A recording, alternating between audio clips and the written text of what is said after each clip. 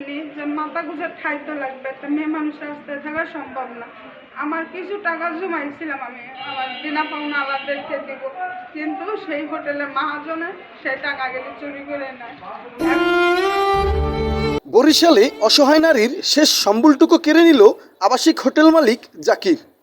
ভুক্তভোগী নারী জানান, দেনার দায়ে ভিটামাটি ছেড়ে গত 13ই এপ্রিল বরিশালে আসেন তিনি।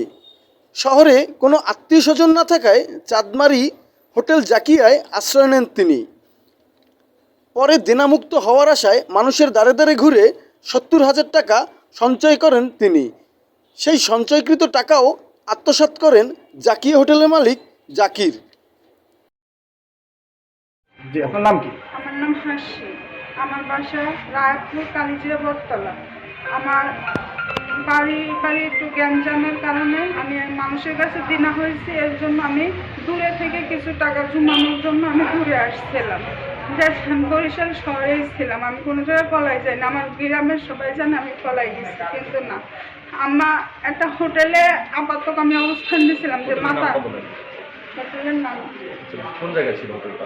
হোটেলটা চানমারি হোটেলে চানমারি। আমি ওখানে একটা হোটেলে অবস্থান নিই যে মাথা গুঁজে খাইতে লাগবে, একটা মেয়ে মানুষ রাস্তায় থাকা সম্ভব না।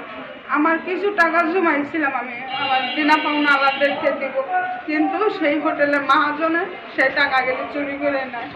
এখন আমার একটা স্বর্ণের চেন ছিল আর এক জোড়া কানেরটা ছিল, তারা না স্বীকার যায়। আমি আপনাদের কাছে ন্যায় বিচার চাই। টাকার পরিমাণ ছিল কত আপনার? 70,000। 500 টাকা কম ছিল। ওইখানে কি হোটেলের মালিক পক্ষ ছিল না স্টাফ ছিল? মালিক পক্ষ সেই বলছে, সেই মহাজন, সেই স্টাফ, সেই ম্যানেজার, সবকিছু সে। এটা মানে কবে আপনার টাকাটা ওইখান থেকে? গত রাত্রে। আচ্ছা, আমরা শুনেছি আপনি কোতোয়ালি মডেল থানায় একটি অভিযোগ দিয়েছেন। আসলে তারপর কি হলো একটু বলেন। আমি কোতোয়ালি থানায় যাই, যাওয়ার পরে তারা আমাকে বলতেছে, প্রথম বলছে 5,000 টাকা দিতে চাইছে, তুমি নিয়ে চলে যাও। আমি বলছি আপনারা কেমন কথা কন, আমার কি 5,000 টাকা গেছে? তা বলছে, তারা বলতেছে কোর্টে যাও। আমি বলছি তাই হইলে যাবো কোর্টে। তখন আমি বাড়াই আসতেছিলাম, তখন আবার দারোগা ডাক দিয়ে বলতেছে যে তারা 10,000 টাকা দিতে রাজি হয়েছে, 10,000 টাকা নিয়ে যাও। আমি 10,000 টাকা কীভাবে নেবো? আমার 70,000 টাকা আমি খুব কষ্ট করে ইনকাম করে বসাইছি।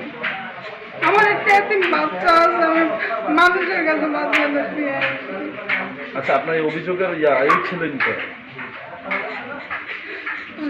সাইফুল। তো ওই থানা বসে যে সমাধানটা হচ্ছে, আপনাকে 10,000 টাকা নিয়ে তারা আমি কিভাবে নেবো বলেন? আপনারা কি কষ্টের টাকা দিবেন এভাবে? আমার তো ক্যাশই ছিল 70,000, 500 টাকা কম গেলে। এখন আপনি এটা সঠিক বিচার চাচ্ছেন? জি।